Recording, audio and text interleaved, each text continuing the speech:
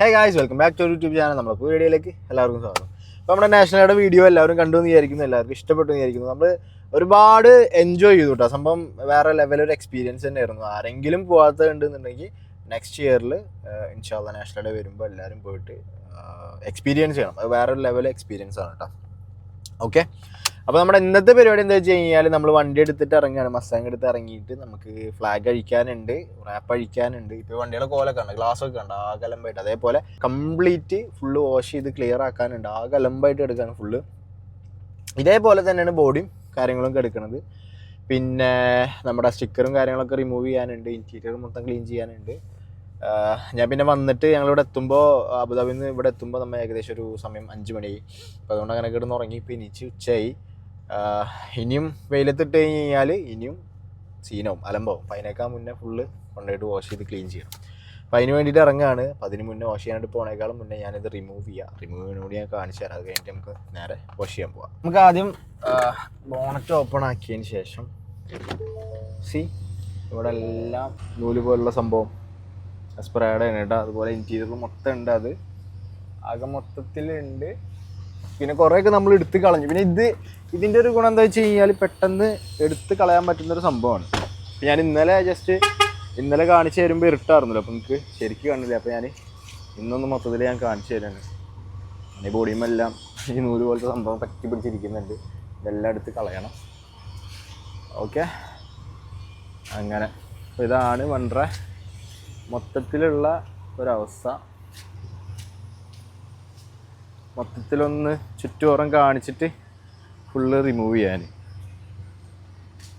വേണ്ട. ഇതാണ് അവസ്ഥ. ബോഡിയും കാര്യങ്ങളൊക്കെ ആകെ കച്ചറയായിട്ട് എടുക്കണം കേട്ടോ. ഇനി നമുക്ക് ഈ സ്റ്റിക്കറെല്ലാം റിമൂവ് ചെയ്യണം.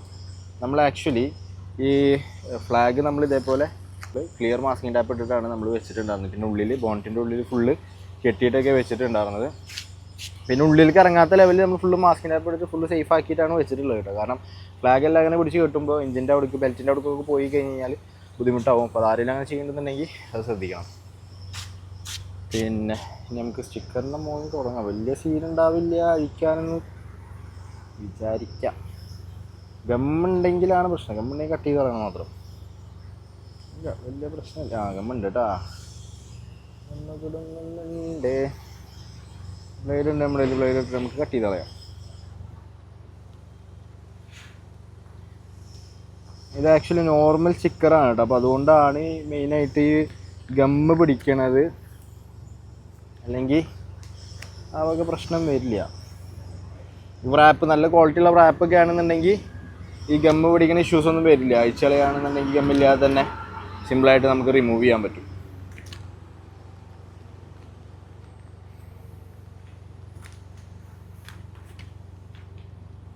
നാല് 54-ൻ്റെ 4 നമ്മൾ അഴിച്ചു. നമുക്ക് 5 അഴിക്കാം. തുമ്പ് ഇങ്ങോട്ട് കിട്ടിക്കഴിഞ്ഞാൽ പിന്നെ കുഴപ്പമില്ല. പിന്നെ അങ്ങനെ അങ്ങോട്ട് പോയിക്കോളും.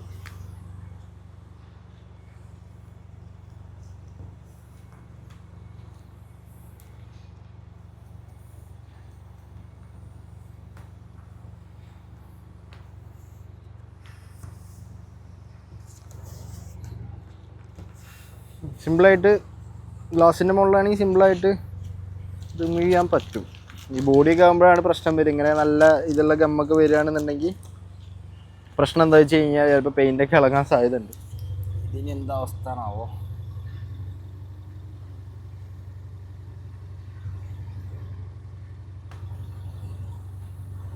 ഇല്ല, വലിയ കുഴപ്പമില്ല. ഇത് പിന്നെയും നമ്മൾ കുറച്ച് നല്ല ക്വാളിറ്റിയുള്ളൊരു സ്റ്റിക്കർ ഇട്ടിട്ടാണ് നമ്മൾ ചെയ്തത്. അപ്പോൾ അതുകൊണ്ട് വലിയ അലമ്പില്ല. കാരണം ബോഡിമൊക്കെ ആയതുകൊണ്ട് കുറച്ച് നല്ല തന്നെ വേണം, അല്ലെങ്കിൽ പ്രശ്നം.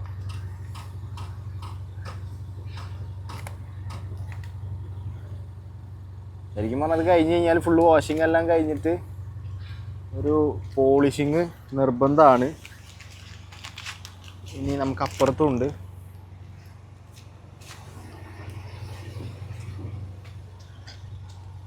അപ്പുറത്തും ഇതുപോലെ ഡോറിൻ്റെ മുകളിൽ നമ്മൾ അടിച്ചിട്ടുണ്ടായിരുന്നു. ഡിഫൻഡർ ഓൾറെഡി ഷാർജയിലുള്ളത്, റേസ് കാർഡത്തുള്ളത്. അപ്പോൾ റേസ് കാർ അത് അവിടുന്ന് റിമൂവ് ആക്കിയിട്ട്, സ്റ്റിക്കറെല്ലാം റിമൂവ് ആക്കിയിട്ട് അവിടുന്ന് വാഷിങ്ങും പരിപാടി റേസ് കാർഡ്. സ്കേർട്ട് ഇപ്പോഴും വെച്ചിട്ടില്ല കേട്ടോ. സ്കേർട്ട് എന്ത് സംഭവിച്ചു കഴിഞ്ഞാൽ വെക്കാനുള്ള ടൈം കിട്ടിയിട്ടില്ല. അത് മെയിനായിട്ട് സാധനം പോയി മേടിക്കാനും വെക്കാനുള്ള ടൈം കിട്ടിയില്ല. ഓൺലൈനിലൊക്കെ നോക്കുമ്പോൾ ഭയങ്കര പ്രൈസാണ്. നമുക്ക് പുറത്തുനിന്നാണെന്നുണ്ടെങ്കിൽ നല്ല റേറ്റിന് സാധനം കിട്ടും. അങ്ങനെ സ്റ്റിക്കർ റിമൂവ് ചെയ്തു. ഇനി നമുക്ക് ഫ്ലാഗ് റിമൂവ് ആക്കാം. ഫ്ലാഗ് നമ്മൾ ഇങ്ങനെ വെച്ചിട്ടുണ്ടായിരുന്നത്. എഞ്ചിൻ റൂമൊക്കെ ആ കലമ്പായിട്ട് ചളി പിടിച്ച് കിടക്കുകയാണ് കേട്ടോ. ഫുള്ള് ക്ലീൻ ആക്കാനുണ്ട്. അപ്പോൾ ഇങ്ങനെയാണ് നമ്മൾ ഫുള്ള് നമ്മുടെ മാസ്കിംഗ് ടാപ്പെല്ലാം ഇട്ടിട്ട് നമ്മൾ വെച്ചിട്ടുണ്ടായിരുന്നത്. ഓരോ ഭാഗം വലിച്ച് സേഫാക്കി വെച്ചിട്ടുണ്ടായിരുന്നു. അതുപോലെ അവിടെയൊക്കെ വെച്ചിട്ടുണ്ടായിരുന്നത് ഇതൊക്കെ ഉണ്ട്, അതൊക്കെ അഴിഞ്ഞു പോകുന്നു. അതുപോലെ ഈ കെട്ടഴിയാതിരിക്കാൻ വേണ്ടി ഇതിൻ്റെ മുകളിൽ കൊടുത്തിട്ടുണ്ടായിരുന്നു.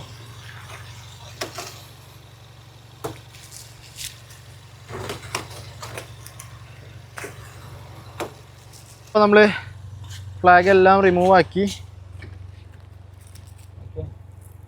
ഗമ്മ് ചെറുതായിട്ട് പിടിച്ചിട്ടുണ്ട്.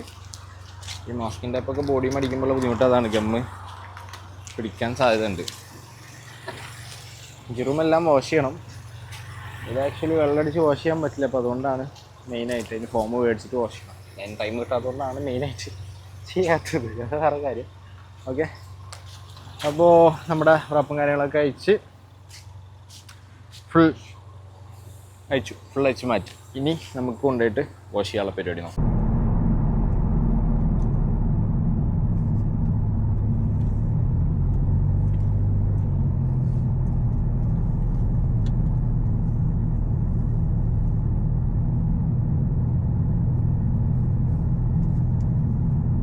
വാഷിങ്ങിന് കയറ്റിയിട്ടുണ്ട്.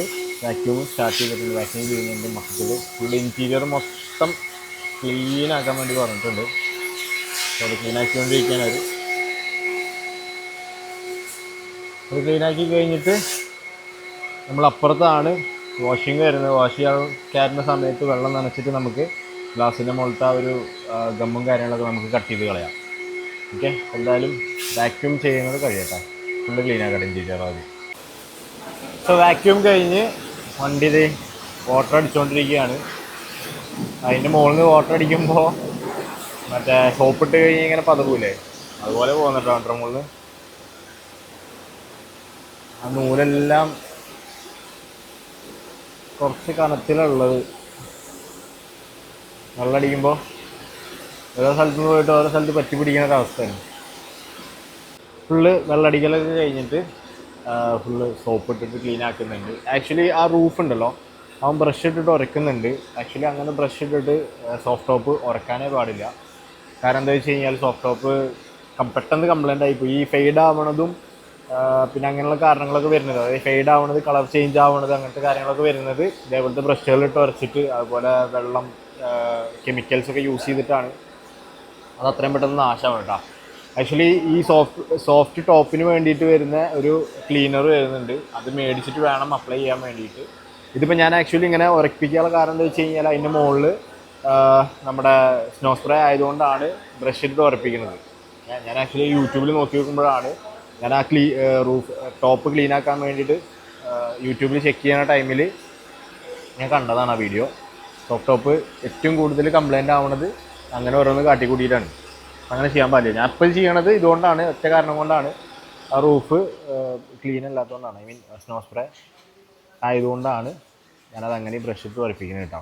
അപ്പോൾ അതാരും ചെയ്യരുത്. വീഡിയോസ് കാണുന്നവർ അറിയുന്ന സോഫ്റ്റ് ടോപ്പുള്ള വണ്ടിയുള്ളവരുണ്ടെന്നുണ്ടെങ്കിൽ ഒരിക്കലും ബ്രഷ് ഇട്ടിട്ടോ അല്ലെങ്കിൽ അതുപോലെ കെമിക്കൽസ് യൂസ് ചെയ്തിട്ടോ വണ്ടി വാഷ് ചെയ്യരുത്. അതിനായിട്ട് വരുന്ന ക്ലീനർ ഉണ്ട്, അത് വെച്ചിട്ടേ ക്ലീൻ ആക്കാൻ പാടുള്ളൂ. അങ്ങനെ പിന്നെ അത് മാത്രമല്ല, വണ്ടി ഫുള്ള് വെറ്റായിട്ട് ഇരിക്കുന്നുണ്ടെന്നുണ്ടെങ്കിൽ റൂഫ് ടോപ്പ് സോഫ്റ്റ് ടോപ്പ് വെറ്റായിട്ട് ഇരിക്കുന്നുണ്ടെന്നുണ്ടെങ്കിൽ അത് കംപ്ലീറ്റ്ലി ഡ്രൈ ആക്കിയതിന് ശേഷമേ വണ്ടി പുറത്തേക്ക് എടുക്കാൻ പാടുള്ളൂ. അങ്ങനെയുണ്ട്.